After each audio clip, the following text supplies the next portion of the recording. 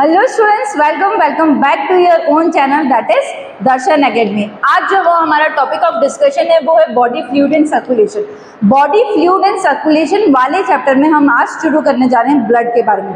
बहुत सारे बच्चे ऐसे होता है कि ब्लड सोचते हैं कि हाँ ठीक है, ब्लड को क्या पढ़ना, हम तो चैप्टर को शुरू करते हैं, मतलब सर्कुलेटरी सिस्टम से हम शुरू करते हैं। लेकिन ऐसा नहीं करना चाहिए, क्योंकि इस चैप्टर से अगर हम बात करें तो हर साल ब्लड से क्वेश्चन आता ही आता है। लाइक 2023 में भी क्वेश्चन आया था जिसमें बेसोफिल के बारे में पूछा गया था, 2022 में भी क्वेश्चन आए, 21 में भी क्वेश्चन आए, 20 में भी आए, 19 में भी आए, 18 में भी 2 क्वेश्चन आए, इस तरीके से 16 में भी 2 क्वेश्चन आए। तो फ्रिक्वेंटली इस टॉपिक से क्वेश्चन पूछे गए। तो सबसे पहले हम शुरू करेंगे ब्लड से, एंड ब्लड पढ़ने के बाद में हम ह्यूमन सर्कुलेटरी सिस्टम स्टार्ट करेंगे। सो ब्लड जो है हम स्टेप बाय स्टेप पढ़ेंगे। एक सेक्शन में हम प्लाज्मा पढ़ेंगे, दूसरे में हम आरबीसी के बारे में पढ़ेंगे, देन फिर डब्ल्यूबीसी एंड लास्टली प्लेटलेट्स के बारे में हम स्टडी करेंगे। ओके, नाउ सबसे पहले जैसे कि आप सभी को पता होगा कि ब्लड जो है वो एक क्या है, कनेक्टिव टिश्यू है ना। कैसे कलर का होता है? रेड कलर का होता है। अच्छा, रेड कलर का क्यों होता है? क्योंकि उसके अंदर हीमोग्लोबिन प्रेजेंट रहता है। क्या प्रेजेंट रहता है? तो किसके कारण रेड कलर का होता है? Due to presence of haemoglobin. Haemoglobin present होने के कारण इसका कलर कैसा है? रेड कलर का। दूसरी बात अगर हम देखेंगे तो इसका जो पीएच होता है वो स्लाइटली अल्केलाइन होता है, मतलब लगभग 7.34 से लेके 7.4 होता है। इससे ज़्यादा या इससे कम हुआ तो पर्सन की क्या हो सकती है? डेथ हो सकती है। और अगर हम एक बात करेंगे तो टोटल कितना अमाउंट में ब्लड होता है एक पर्सन के अंदर, तो टोटल जो अमाउंट है वो कितना होगा? पर्सन टू पर्सन डिफ्रेंशिएट करता है, लेकिन फिर भी ऑन एन एवरेज अगर हम बात करेंगे तो कितना होगा? 5 से 6 लीटर होता है। कितना होता है? 5 से 6 लीटर हमको देखने को मिलता है। और अगर हम इसकी ब्लड के बारे में बात करें तो ब्लड की स्टडी को हम क्या बोलते हैं? हेमेटोलॉजी। तो study of blood is called, study of blood is called, क्या बोलेंगे इसको हम? हेमेटोलॉजी। ठीक है, हेमेटोलॉजी। लॉजी मतलब क्या होती है? स्टडी। और किसकी स्टडी कर रहे हैं हम? ब्लड की, इसीलिए इसको हम क्या बोल रहे हैं? हेमेटोलॉजी। दूसरी अगर हम बात करें तो ब्लड का जो फॉर्मेशन होता है उसको हम बोलते हैं हेमेटोपोइसिस। क्या बोलेंगे? तो हम क्या लिखते हैं यहाँ पे? Formation of blood is called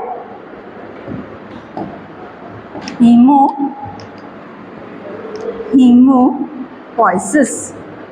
poiesis मतलब होता है फॉर्मेशन, है ना। पोइसिस मतलब होता है फॉर्मेशन। अगर हम ब्लड का फॉर्मेशन कर रहे हैं तो हम इसको क्या बोलेंगे? हीमोपोइसिस। अगर हम बात करें सबसे पहले जो ब्लड बनना शुरू हुआ था, छोटा बेबी था, मदर की वूम के अंदर था, तो उस टाइम जो ब्लड बनाना स्टार्ट करा था वो स्टार्ट करा था यॉर्कशैक ने। तो सबसे पहले जो ब्लड बनाना शुरू करा था वो करा था यॉर्कशैक ने, है ना। यॉर्कशैक ने जनरली हम दूसरे जो जिसमें एक्सटर्नल डेवलपमेंट होता है उनमें यॉर्कशैक के अंदर क्या प्रेजेंट रहता है? न्यूट्रिशन प्रेजेंट रहता है बेबी के लिए। लेकिन हमको ऐसा कुछ ज़रूरत नहीं पड़ता, हम तो डायरेक्ट मदर से क्या लेते हैं? न्यूट्रिशन। तो हमारा जो यॉर्कशैक रहता है वो हमको किस में मदद करता है? ब्लड बनाने में। फिर जैसे जैसे बेबी थोड़ा बड़ा होता जाता है तो फिर कौन बनाएगा? लीवर बनाती है। तो सबसे पहले किसने बनाया? सबसे पहले यॉर्कशैक ने बनाया, फिर उसके अंदर लीवर ने बनाया, स्प्लीन ने भी बनाने में मदद करा, है ना। स्प्लीन ने भी बनाने में मदद करा। दूसरी बात, प्लेसेंटा ने भी बनाया। चौथी बात, हमारी जो थाइमस ग्लैंड होती है वो भी बनाने में मदद करती है। फिर उसके अंदर धीरे धीरे बच्चा और बड़ा हुआ तो फिर देखा जितनी भी बोन्स हैं उन्होंने बनाना शुरू करा, तो ऑल बोन्स ने बनाना शुरू करा। अब फिर उसके बाद में एडल्ट मतलब हमारे अंदर जो बोन बनाती है वो बनाती है, ब्लड बनाती है, वो बनाती है लॉन्ग बोन्स, मतलब जो लॉन्ग बोन्स है वही ब्लड बनाती है। ठीक है, अब बोन के अंदर भी कौन बनाएगा? तो बोन के अंदर जो ब्लड बनाने का काम करता है वो करता है बोन मैरो। कौन बनाने का काम करता है? Bone marrow. जैसे मान लो ये एक बोन है, थोड़ा कलरफुल बनाते हैं ना, ये एक बोन है और इस बोन के अंदर ऐसा हमको स्पॉन्जी टिश्यू प्रेजेंट रहता है। ये स्पॉन्जी जो सब्सटेंसेस होता है वो रहते हैं बोन मेरो। ठीक है, ये बोन मेरो जो होता है इसमें दो टाइप का रहता है, एक जो ऊपर की तरफ हमको दिख रहा है ये वाला, इसमें होता है रेड बोन मैरो, और ये बीच वाला जो होता है वो होता है येलो बोन मैरो, और नीचे जो होता है वो भी कैसा होता है, रेड बोन मैरो। तो ये जो बोन मैरो होता है, ये जो बोन मैरो होता है वो बोन मैरो किसका फॉर्मेशन करता है, ब्लड का फॉर्मेशन करता है, ठीक है, ब्लड। तो बोन मैरो क्या बनाएगा, ब्लड। तो अगर हम बात करें कि यहाँ पर जो हीमोपोइसिस हो रही है वो कौन करवा रही है, तो कौन करवा रहा है, वो बोन मैरो करवा रहा है, ठीक है, बोन मैरो जो है वो हीमोपोइसिस कराएगा। अब हम स्टार्ट करते हैं हमारा that is components of blood. अभी देखो ये तुम्हारा बोन है, ये अंदर का जो पार्ट है that is bone marrow, bone के अंदर है इसीलिए इसको हमने क्या बोला है, बोन मैरो बोला है। और बोन मैरो क्या होता है, स्पॉन्जी सब्सटेंस होता है जो सेंटर ऑफ द ब्रेन में प्रेजेंट रहता है। कहाँ पे प्रेजेंट रहेगा, देखो सेंटर ऑफ द ब्रेन में प्रेजेंट है, दैट इज बोन मैरो, ठीक है। ये सारे ब्लड का कलेक्शन सिक्रेशन करता है। अब हम शुरू करते हैं कंपोनेंट्स ऑफ ब्लड। तो ब्लड के जो है वो दो कंपोनेंट्स होते हैं, एक जो होता है उसको हम बोलते हैं लिक्विड कंपोनेंट, लिक्विड पार्ट, क्या बोलेंगे इसको हम, लिक्विड पार्ट, और दूसरा जो होता है वो होता है सॉलिड पार्ट, ठीक है, दूसरे को हम क्या बोलेंगे, सॉलिड पार्ट। अब देखो लिक्विड पार्ट में क्या आएगा, आपका मैट्रिक्स या फिर आपका प्लाज्मा। तो लिक्विड पार्ट में क्या आ गया, ये आ गया अपना प्लाज्मा, और सॉलिड पार्ट में क्या आ जाएगी, आपकी फॉर्म्ड एलिमेंट्स आ जाएंगे, क्या आएंगे, फॉर्म्ड एलिमेंट्स।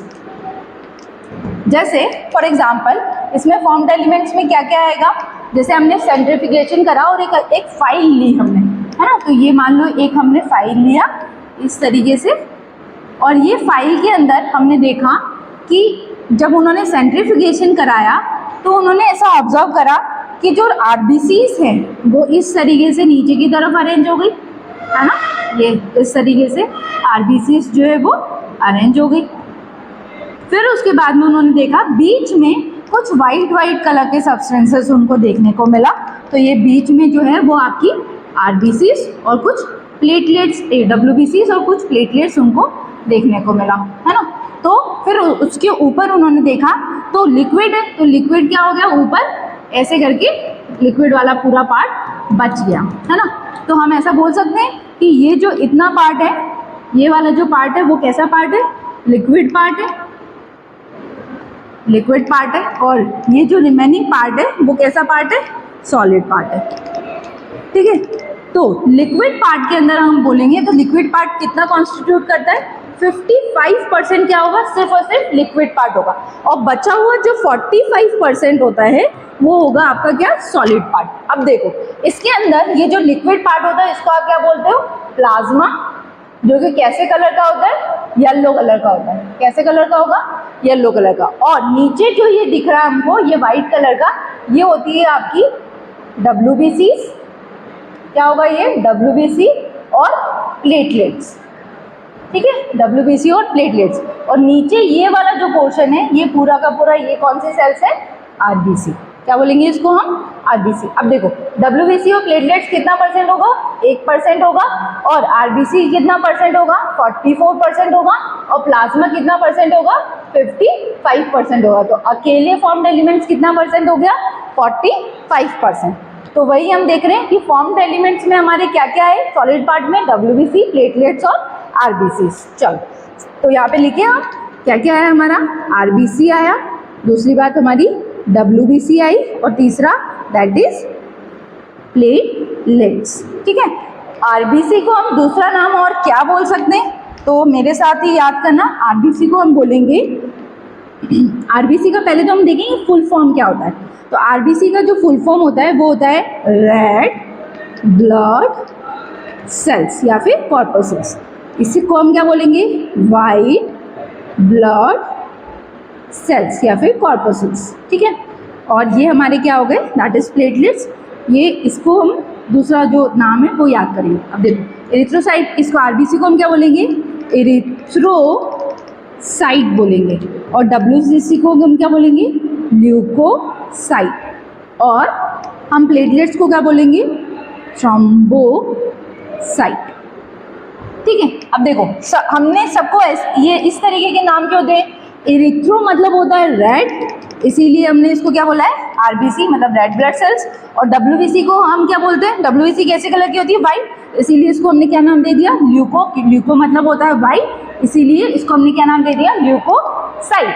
और लास्ट इज थ्रोम्बोसाइट। तो थ्रोम्बोसाइट का मतलब क्या होता है, जो क्लॉट बनाता है। थ्रोम्बस मतलब क्लॉट है ना, थ्रोम्बस मतलब क्या होता है, क्लॉट। तो प्लेटलेट्स कौन क्या करवाती है, ब्लड को क्लॉटिंग कराती है ना। तो ये हमारा क्या हो गया, सॉलिड पार्ट हो गया। अब हम एक एक करके सारी चीजें देखेंगे। सबसे पहले हम किसके बारे में बात करेंगे, प्लाज्मा के बारे में।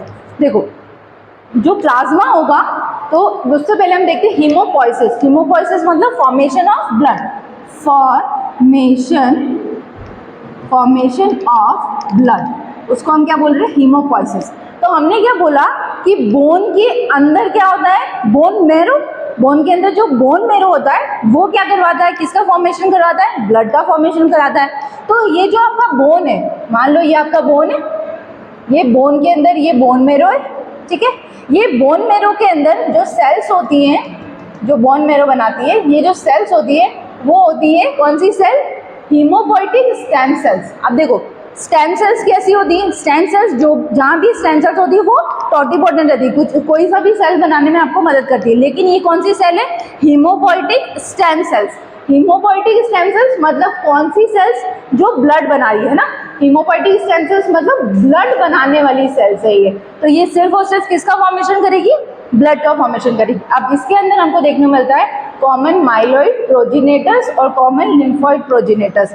जो कॉमन माइलॉइड प्रोजिनेटर है वो क्या होंगी, 4 पार्ट में डिवाइड होते हैं। एक होगा मेगाकैरियोसाइट्स, एक होगा इरिथ्रोसाइट्स, एक होगा मास्ट सेल्स और एक होगा माइलोब्लास्ट सेल्स। जो मेगाकैरियोसाइट्स होगा वो बनाएगा आपका थ्रोम्बोसाइट्स। थ्रोम्बोसाइट मतलब क्या बनाएगा, आपके प्लेटलेट्स बनाएगा।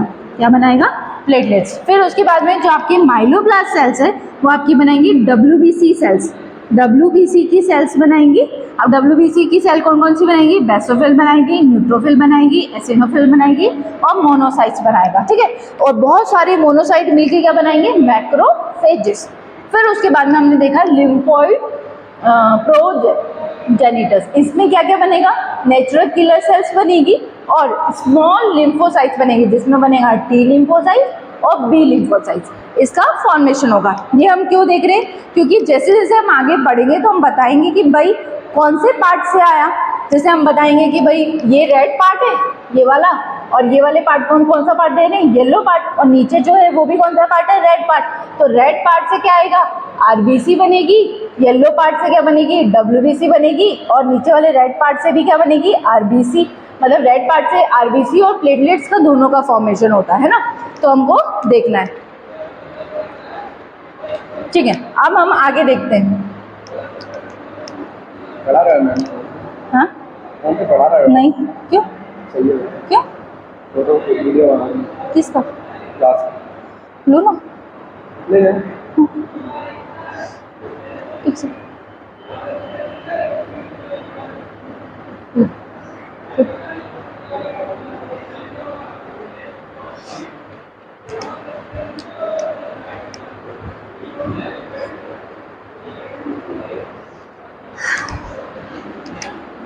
चलो अब हम स्टार्ट करते हैं किसके बारे में, प्लाज्मा के बारे में। प्लाज्मा क्या होगा, प्लाज्मा एक येलो कलर का फ्लूइड होता है ना, एक येलो कलर का लिक्विड होगा। प्लाज्मा क्या है, एक येलो लिक्विड है, येलोइश लिक्विड है। जिस तरीके से हमने देखा कि जो ब्लड है वो रेड कलर का है, रेड कलर का किसके कारण है, हीमोग्लोबिन के कारण। उसी तरीके से हमको ध्यान रखना है कि प्लाज्मा का कलर येलो क्यों है, क्योंकि इसके अंदर बिलीरुबिन प्रेजेंट होता है। बिलीरुबिन बनाता कौन है, लीवर बनाता है। तो लीवर जो रहेगा वो बिलीरुबिन का सिक्रेशन करेगा। बिलीरुबिन, बिलीवर्डिन हमने डाइजेस्टिव वाले सिस्टम में पढ़ा भी है। तो कुछ अमाउंट ऑफ बिलीरुबिन जो होता है वो किस में रिलीज हो जाता है, ब्लड के अंदर, तो प्लाज्मा के अंदर रिलीज होता है। तो इसीलिए जो हमारा क्या है प्लाज्मा, उसका कलर कैसा होता है, येलोइश कलर। तो यहाँ पे हम लिख लेते हैं कि जो ये येलोइश कलर होता है वो किसके कारण होता है, due to presence of that is bilirubin. तो बिलीरुबिन को के प्रेजेंट होने के कारण इसका कलर कैसा होता है, येलोइश कलर का होगा। और हम बोल सकते हैं कि प्लाज्मा जो है वो टोटल ब्लड का कितना परसेंट है, दैट इज 55%। कितना परसेंट है, 55%। तो ये जो है 55% ऑफ टोटल ब्लड है। तो हम बोल सकते हैं कि ये 55% में से इसमें अगर हम बात करेंगे तो 90 से 92% सिर्फ और सिर्फ क्या है, वाटर है, क्या है, पानी है। और बचा हुआ जो हमारा 8 से 10% है वो है हमारे सॉलिड्स। ठीक है, अब सॉलिड्स में क्या क्या आएगा, सॉलिड्स में दो चीज़ें आएंगी, एक आएगा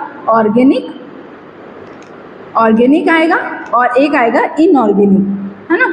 एक आएगा ऑर्गेनिक और एक पार्ट आएगा इनऑर्गेनिक, ऑर्गेनिक। ठीक है, तो एक ऑर्गेनिक पार्ट आ गया और दूसरा क्या आएगा, इनऑर्गेनिक पार्ट आ गया। अब अगर हम देखेंगे तो इनऑर्गेनिक में हम क्या क्या बताएंगे भाई, इनऑर्गेनिक में क्या क्या होगा प्लाज्मा के अंदर, तो आपके आयंस होंगे, है ना, सोडियम पोटेशियम ये सारे। फिर उसके साथ में आपका सॉल्ट होगा, मैक्सिमम अमाउंट होता है वो सॉल्ट का, NaCl होता है इसके अंदर। एंड लास्टली हमारे गैसेस होंगे, जैसे मान low carbon dioxide, oxygen, nitrogen, ये सारी हमें गैसेस हमें इसमें देखने को मिलेगा। लास्टली ऑर्गेनिक वाली पार्ट की अगर हम बात करेंगे तो ऑर्गेनिक में हमें क्या क्या देखने को मिलेगा, सबसे पहले तो आपके डाइजेशन के जो न्यूट्रिएंट्स है वही डाइजेस्टेड न्यूट्रिएंट्स, वो भी कहाँ डल रहे हैं, प्लाज्मा के अंदर ही डलेंगे, RBC WBC के अंदर थोड़ी जाएंगे। तो डाइजेस्टेड जो न्यूट्रिएंट्स हैं, अब डाइजेस्टेड न्यूट्रिएंट्स में भी हम कौन कौन से न्यूट्रिएंट्स की बात करेंगे, क्या क्या हो सकता है इसके अंदर, तो इसके अंदर क्या क्या आएगा, जैसे मान लो आपके विटामिन हो गया, ग्लूकोज हो गया, अमीनो एसिड्स हो गया, ये इसके अंदर रहेगा। फिर उसके बाद में दूसरा जो रहेगा वो वेस्ट में क्या क्या आएगा आपका, यूरिया, यूरिक एसिड, क्रिएटिनिन, ये सब हमें देखने को मिलेगा। फिर उसके बाद में हम बात करेंगे हार्मोन्स, तो हार्मोन भी कहाँ हमें देखने को मिलेगा, किसमें रिलीज होगा, प्लाज्मा के अंदर रिलीज होगा। किसके अंदर रिलीज होगा, प्लाज्मा के अंदर। फिर उसके बाद में हम देखेंगे हार्मोन के साथ में और क्या रहेगा, जो भी आपके एंजाइम्स है वो भी इसी के अंदर आ जाएंगे। एंड लास्टली हमको ध्यान रखना है प्रोथ्रोम्बिन और फाइब्रिनोजन, तो ये दोनों भी जो होगा वो कहाँ पे सिक्रेट होगा, कि किस पार्ट में होगा, प्लाज्मा के अंदर। अब ये दोनों जो है वो क्या है, क्लॉटिंग फैक्टर्स, ये दोनों क्या है भाई, क्या है, क्लॉटिंग फैक्टर्स है। तो आप बताओ, अगर क्लॉटिंग फैक्टर एक्टिव फॉर्म में प्रेजेंट रहेंगे तो वो तो ब्लड को क्या कर देंगे, क्लॉट कर देंगे। तो ये जो क्लॉटिंग फैक्टर्स है वो किस फॉर्म में प्रेजेंट रहते हैं हमारे प्लाज्मा के अंदर, इनएक्टिवेटेड फॉर्म में प्रेजेंट रहता है। कैसे रहेंगे, इनएक्टिवेटेड। लास्टली हमको एक और चीज़ ध्यान रखना है कि भाई ब्लड है तो ब्लड के अंदर अगर ऐसी कोई चीज़ नहीं होगी जो ब्लड को जमने नहीं देगी तो ब्लड क्या हो जाएगा, जम जाएगा। तो हेपेरिन जो है वो एक इम्पॉर्टेंट कंटेंट, वो भी कहाँ प्रेजेंट होता है, प्लाज्मा के अंदर। कौन बनाता है ये हम आगे पढ़ेंगे, लेकिन प्रेजेंट कहाँ होगा, प्लाज्मा के अंदर। तो हेपेरिन जो है वो कैसा है, एंटीकोगुलेंट, क्या है, नेचुरल एंटीकोगुलेंट है। नेचुरल एंटीकोगुलेंट मतलब वो नेचुरली ब्लड को थिन रखेगा, पतला रखेगा, उसको गाढ़ा होने नहीं देगा। ठीक है, तो नेचुरल एंटीकोगुलेंट हेपेरिन वो भी कहाँ पे प्रेजेंट होगा, दैट इज प्लाज्मा के अंदर। नाउ अगला जो हम बात करेंगे वो करेंगे किसके बारे में, प्रोटीन्स के बारे में। तो the most important part that is proteins. तो जो प्लाज्मा प्रोटीन्स प्रेजेंट रहते हैं वो भी कहाँ पे, प्रोटीन्स जो होते हैं वो भी कहाँ पे प्रेजेंट रहते हैं, प्लाज्मा के अंदर। तो अब हमें ध्यान रखना है प्रोटीन्स के बारे में। तो हमारे एग्जाम पॉइंट ऑफ व्यू से प्रोटीन भी बहुत ही ज़्यादा इम्पॉर्टेंट है। अब प्लाज्मा के अंदर कितने टाइप के प्रोटीन्स प्रेजेंट रहते हैं, 3 type of proteins are present in plasma. कौन कौन से प्रोटीन प्रेजेंट रहते हैं, सबसे पहले तो हम वही देखेंगे, 1, 2 और 3 टाइप के प्रोटीन्स जो होते हैं वो प्लाज्मा के अंदर प्रेजेंट रहता है। सबसे पहला जो प्रोटीन होता है दैट इज एल्ब्यूमिन। कौन सा प्रोटीन रहेगा, एल्ब्यूमिन रहेगा। दूसरा जो प्रोटीन है दैट इज ग्लोब्यूलिन और तीसरा जो प्रोटीन है दैट इज फाइब्रिनोजन, है ना। तो कौन कौन सा प्रोटीन हो गया, एल्ब्यूमिन, ग्लोब्यूलिन और फाइब्रिनोजन। अब हमको ये देखना है कि कौन कितना कितना उसमें रहता है। तो सबसे ज़्यादा मोस्ट अबंडेंट प्रोटीन जो प्रेजेंट रहता है प्लाज्मा में वो रहेगा कौन सा प्रोटीन, दैट इज एल्ब्यूमिन। तो मोस्ट अबंडेंट है ये, most abundant most abundant protein present रहता है और बहुत छोटा साइज का रहता है। कैसा रहता है? बहुत ही स्मॉल साइज का हमें देखने को मिलता है। और इसका काम क्या है? तो इसका जो फंक्शन अगर हम बात करेंगे तो ये क्या करेगा? मेंटेन करेगा ऑस्मोटिक प्रेशर, है ना, ऑस्मोटिक प्रेशर, जो ऑस्मोटिक प्रेशर रहेगा उसको मेंटेन करेगा। जैसे फॉर एग्जांपल ये आपका टिश्यू है ना, दिस इज योर टिश्यू, और ये आपकी ब्लड की कैपिलरी है ना, तो इसके अंदर ये एल्ब्यूमिन प्रेजेंट है। ये एल्ब्यूमिन प्रेजेंट है तो ये दोनों तरफ एक बैलेंस बना के रखेगा, है ना। अगर ये एल्ब्यूमिन लॉस हो गया, अगर बॉडी से ये एल्ब्यूमिन लॉस हो गया तो ये जो बैलेंस है वाटर का वो कैसा हो जाएगा? डिसबैलेंस हो जाएगा। यहाँ पे क्या हो जाएगा? ये वाला पार्ट जो है वो कैसा हो जाएगा? सॉल्वेंट हो जाएगा, है ना। यहाँ पे बहुत ज़्यादा सॉल्वेंट हो जाएगा, तो यहाँ पे क्या है? कम है, यहाँ पे इसके अंदर क्या है? ज़्यादा हो गया है, तो वो जो सॉल्वेंट रहेगा वो बाहर की तरफ आ जाएगा, तो ये वाला जो स्पेस है वहाँ पे हो जाएगी आपकी स्वेलिंग। इसीलिए ये एक 0.01% भी बाहर नहीं जाता है, क्योंकि अगर ये बाहर जाएगा तो पूरा बैलेंस जो है वो बिगड़ जाएगा, इंट्रासेलुलर स्पेस में बैलेंस जो है वो डिस्टर्ब हो जाएगा। अब ग्लोबुलिन की बात करना है। ग्लोबुलिन जो है वो क्या करवाएगा? पहले तो हम टाइप्स देखते हैं। ग्लोबुलिन जो होते हैं वो 3 टाइप्स होते हैं, 1, 2 और 3। एक होता है अल्फा, एक होता है बीटा और एक होता है गामा ग्लोब्यूलिन। हमारे लिए जो इम्पोर्टेंट है वो है दैट इज गामा ग्लोबुलिन। अब जो गामा ग्लोबुलिन होता है वो क्या करवाएगा? तो ये क्या करेगा? जो भी बैक्टीरिया वायरस होगा उसको मारेगा, है ना। तो ये क्या करवाएगा? डिस्ट्रॉय करेगा, इट डिस्ट्रॉय बैक्टीरिया और वायरस। कैसे करेगा? गामा ग्लोबुलिन जो है वो एक एंटीबॉडी है ना, एक्ट एज ए एंटीबॉडी। और एंटीबॉडी मतलब हम क्या बोल सकते हैं इसको? इम्यूनोग्लोबुलिन, है ना। इम्यूनोग्लोबुलिन भी बोल सकते हैं, मतलब आईजी के नाम से भी हम क्या कर सकते हैं? इसको रिप्रेजेंट करते हैं। एंटीबॉडी मतलब क्या होता है? ए बी, ठीक है। तो ग्लोबुलिन किसके रूप में काम करेगी? एक defence mechanism of the body के रूप में काम करेगी। कैसे काम करेगी? हम इसको ऐसा भी लिख सकते हैं, वर्क एज डिफेंस मैकेनिज्म, है ना। तो किसके रूप में काम कर रही है? डिफेंस मैकेनिज्म में भी ये के रूप में काम कर रही है। कौन? ग्लोबुलिन। ग्लोबुलिन में भी कौन सी? गामा ग्लोबुलिन, जिसको हम और क्या बोल सकते हैं? एंटीबॉडी या फिर इम्यूनोग्लोबुलिन। फिर उसके बाद में लास्ट वन में जो आता है वो आता है फाइब्रिनोजन। अच्छा, ये बनाएगा कौन? लीवर, है ना। कौन बना रहा है? आपका लीवर बना रहा है। इसको भी कौन बना रहा है? लीवर ही बना रहा है ना। नेक्स्ट अगर देखेंगे फाइब्रिनोजन। फाइब्रिनोजन जो है वो एक क्या है? क्लॉटिंग फैक्टर है। हम देखेंगे ना ब्लड की क्लॉटिंग फैक्टर्स हम याद करते हैं, 13 क्लॉटिंग फैक्टर्स होते हैं, तो उसमें अगर हम देखेंगे तो एक फाइब्रिनोजन भी आता है। तो ये क्या है? क्लॉटिंग फैक्टर है। अच्छा, क्लॉटिंग फैक्टर का काम क्या है? वो क्या करेंगे? जैसे ही आपको कोई चोट लगती है तो वो चोट को क्या करते हैं? हील करने में मदद करते हैं ना। जब हमको चोट लग जाती है तो ऐसा काला काला सा हो जाता है ना, तो वो क्लॉटिंग फैक्टर की मदद से होता है। बगैर क्लॉटिंग फैक्टर के ये पॉसिबल नहीं है। तो ये जो है फाइब्रिनोजन वो किस में हेल्प करेगा? ब्लड के क्लॉटिंग में, है ना। किसमें मदद कर रहा है हमको? ब्लड के क्लॉटिंग में मदद कर रहा है। अब ब्लड अगर क्लॉटिंग नहीं होगा तो ब्लड क्लॉटिंग नहीं होगा तो क्या होगा? अगर आपको चोट लगती है तो वो आपका खून बहता जाएगा बहता जाएगा बहता जाएगा और आप फिर क्या हो जाएगी? आपकी डेथ हो जाएगी। तो ये जो क्लॉटिंग फैक्टर्स होते हैं वो मदद करते हैं किसको? ब्लड को क्लॉट होने में। चलो नाउ नेक्स्ट जो हम पढ़ेंगे वो पढ़ेंगे इम्यूनोग्लोबुलिन के बारे में। इससे पहले हम सीरम देख लेते हैं। तो सीरम हम किसको बोलेंगे? किसको हम सीरम बोलेंगे? क्वेश्चन आता है कि आप सीरम किसको बोलोगे।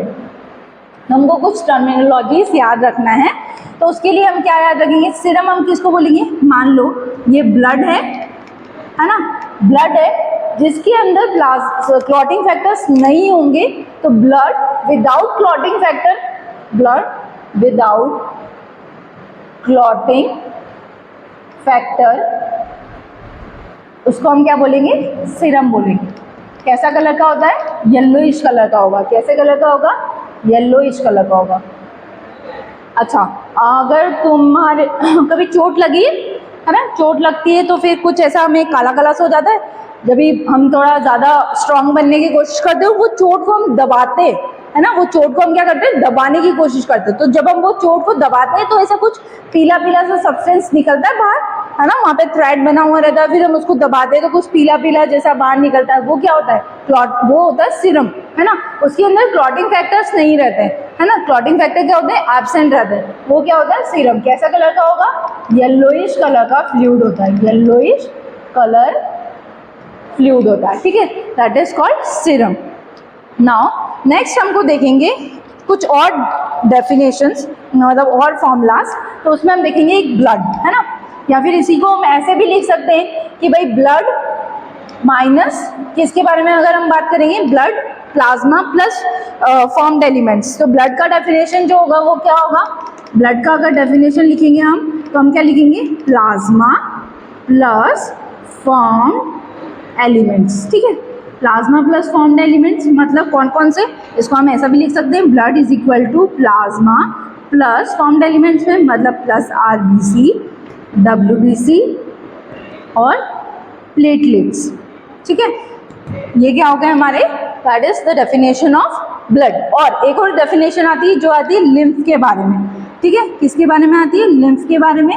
तो लिम्फ में हम क्या बोलते हैं कि प्लाज्मा प्लस डब्ल्यूबीसी, उसको हम क्या बोलते हैं, लिम्फ, ठीक है, प्लाज्मा प्लाज्मा प्लस डब्ल्यूबीसी, उसको हम क्या बोलेंगे, लिम्फ बोलेंगे। अब प्लाज्मा प्लस डब्ल्यूबीसी में भी हम कौन कौन सी डब्ल्यूबीसी की बात करेंगे, दैट इज मोनोसाइट और लिम्फोसाइट्स के बारे में, ठीक है। तो ये कुछ चीज़ें हैं जो हमारे लिए इम्पॉर्टेंट है।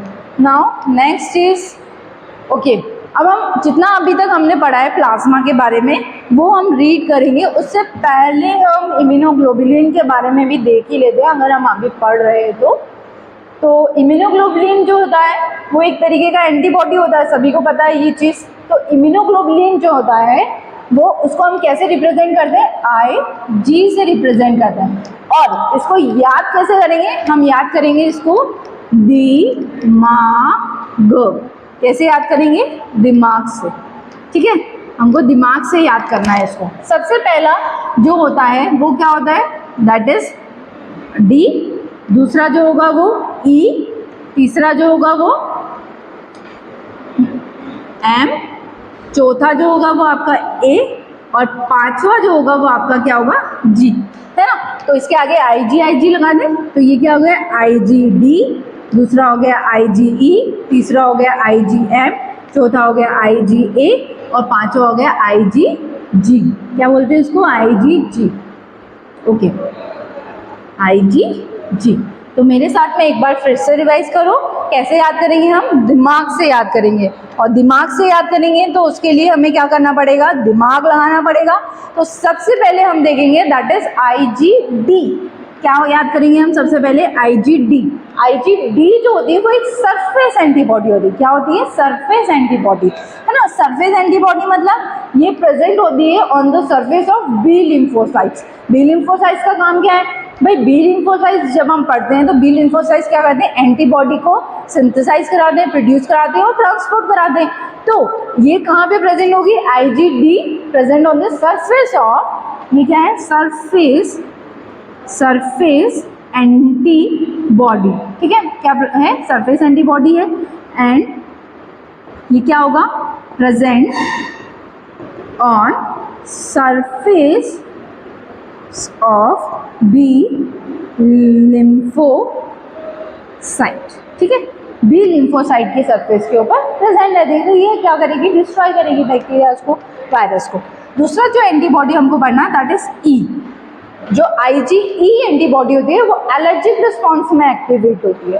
एलर्जिक, अगर आपको सीवियर एलर्जी हो गई तो उस टाइम में क्या होगा, ये रिस्पॉन्स करेगी। तो ये परफॉर्म इन सीवियर एलर्जी, ठीक है, सीवियर एलर्जी के टाइम पे कौन सी आएगी, दैट इज IgE। उसके बाद में आती है IgM। तो जो IgM होगी तो आपको जब जब इन्फेक्शन होता है तो इन्फेक्शन के टाइम पे जो एंटीबॉडी सबसे पहले प्रोड्यूस होती है वो कौन सी होती है, IgM। तो ये क्या होती है, फर्स्ट एंटीबॉडी, ये क्या होती है, इट इज फर्स्ट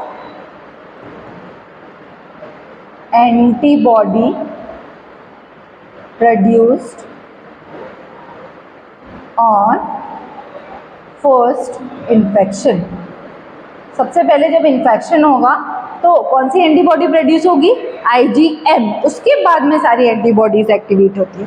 उसके बाद में अगला जो देखेंगे वो हम देखेंगे IgA। IgA जो है वो एंटीबॉडी क्या है? IgA एंटीबॉडी जो होगी वो सिक्रेटरी एंटीबॉडी होती है। सिक्रेटरी एंटीबॉडी मतलब वो कौन देता है? मदर देगी किसको? बेबी को। तो it is secreted, it is given by mother,